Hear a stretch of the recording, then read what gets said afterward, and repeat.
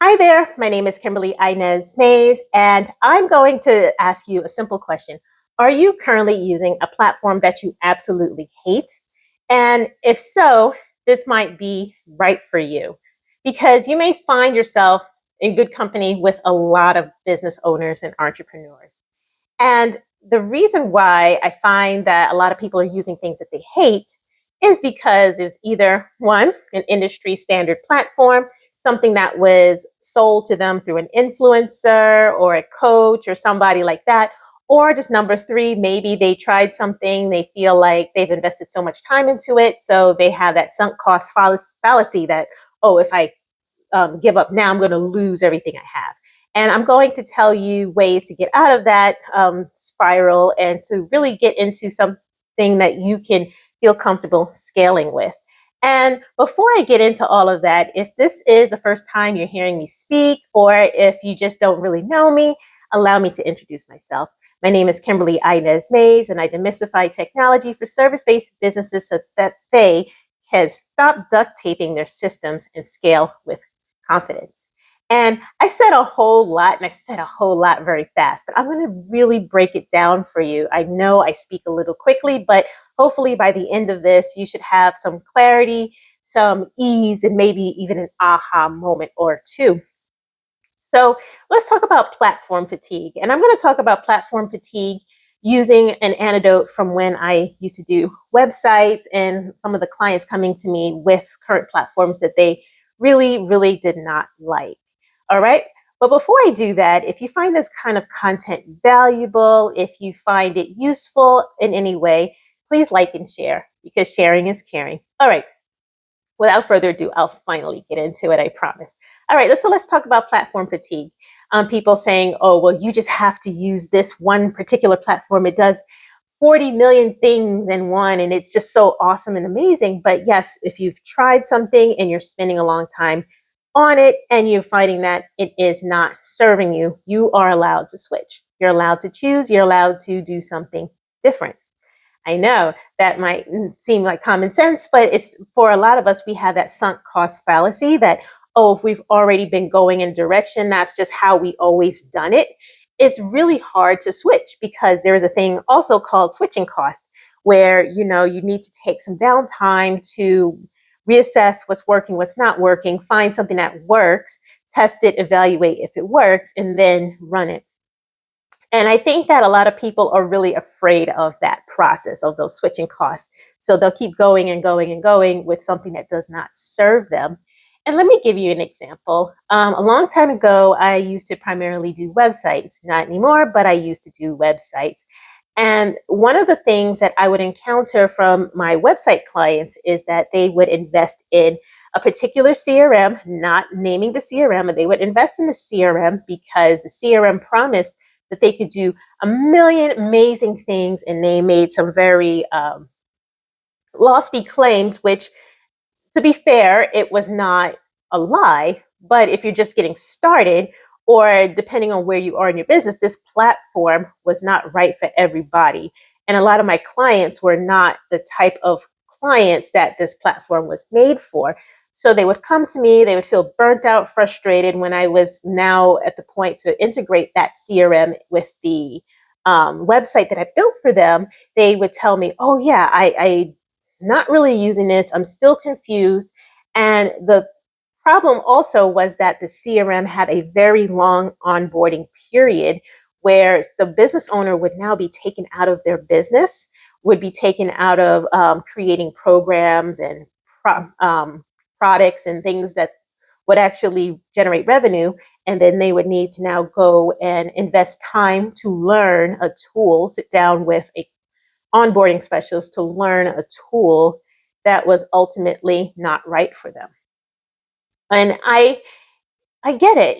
I think not everything is for everybody. And I think sometimes people get quite offended when I say, all right, well, maybe you don't need this platform or that platform, or this platform is not really that great for everybody. But, if you like it, I love it. Some people actually get very defensive over the things that they choose to use. And I see that with a lot of professionals who do what I do. They insist that their stack of tools, their tech stack, and their suite of tools that they work on are ultimately going to work for literally everybody who comes to them. And I decided to just flip that around. Like I said before, I'm completely platform agnostic. So if you come to me and say, hey, I really don't like this, I respect that. I was like, okay, let's find something you like. We're not going to force anything. We're not going to force a square peg in a round hole. We're not going to do that. Let's take it a step back. And I tell them, okay, well, what is your technical prowess? Not everybody is technical. Not everybody has a lot of time. Not everybody has a team. And even if you have a team, you have to train the team. It's a switching cost.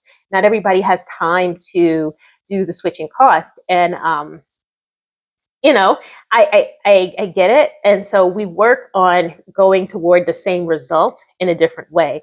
So for some people, that result could look like MailChimp or, MailerLite, some of the other ones that I've used, maybe, doing some basic prompting with ChatGPT, some content creation with it, some light content repurposing. And for others, maybe they need a larger, more complex CRM. They understand the ins and out of it. So we're talking about like your platforms like Go High Level and, HubSpot and some of the other ones if they're at that level.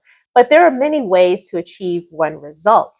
And how I like to approach it is writing stuff down.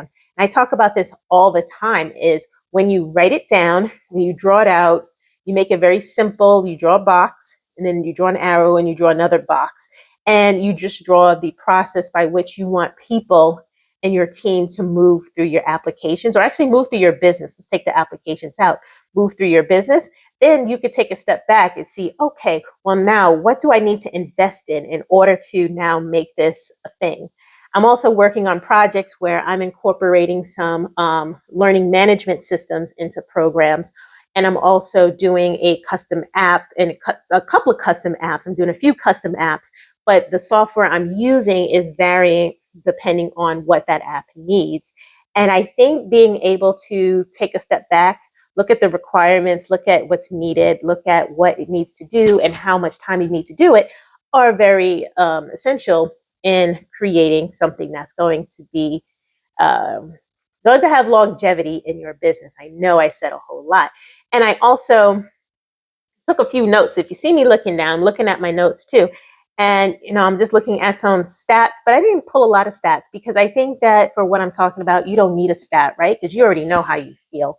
But I also read that, and this is a quote, 41% of creators feel burnt out by maintaining a presence on multiple platforms. So if you have multiple tools, right, it's very, very difficult to like really understand where everything is playing a part in your business, and it's hard to take people with you.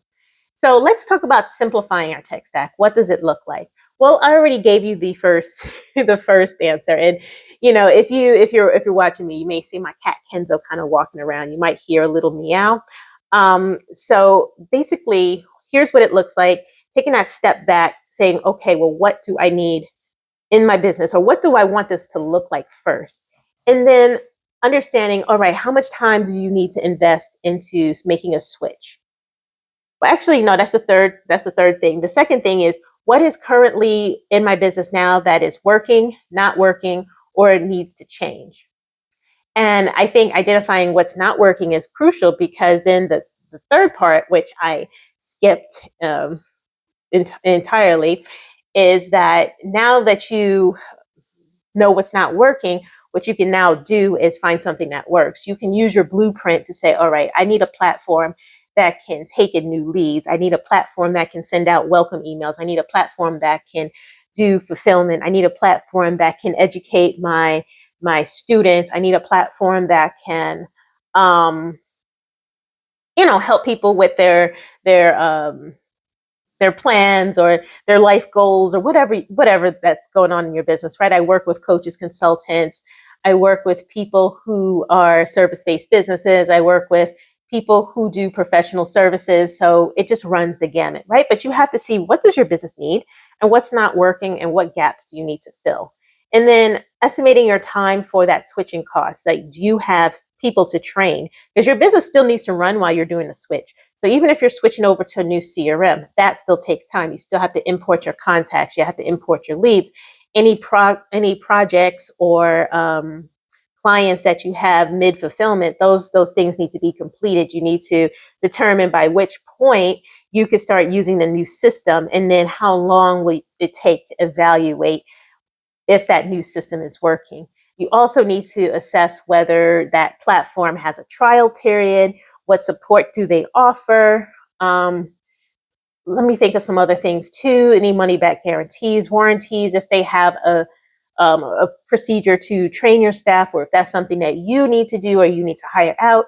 These are some of the things that you need to take into consideration. And these are the things that I can absolutely help you with. So if this is something that you feel completely stuck on, you're like, okay, I have a team of VAs, interns, specialists, whatever, and now we're just trying to get our ducks in a row. Maybe you have attrition, or maybe even yourself, you feel all scatterbrained and not knowing where to go. I offer this service, right? I offer this service to you so that we can come up with a plan, execute it, and see what is working. So, but it starts with an automation insight session. So during the session, we talk about what's working, what's not working, where you want to be in the next 90 days, and how I can best support you in getting there. All right. So you no longer need to feel like you are just lost in the midst of software. Everything is going to be sold to you, presented to you, but you do not need to bite on everything that has been fed to you. You can absolutely choose, and more importantly, you can absolutely switch. All right. So that's all I got to say about that. This is actually a shorter one than I had anticipated, but I think it's really important. Even if I said this in many different ways, I think it's important to hear, because a lot of people are paying for and investing in things that no longer serve them. And that is no way to grow, and it's really no way to live. All right. So with that, I am ending this. It has been a pleasure. And until next time, I'll talk to you later. Bye.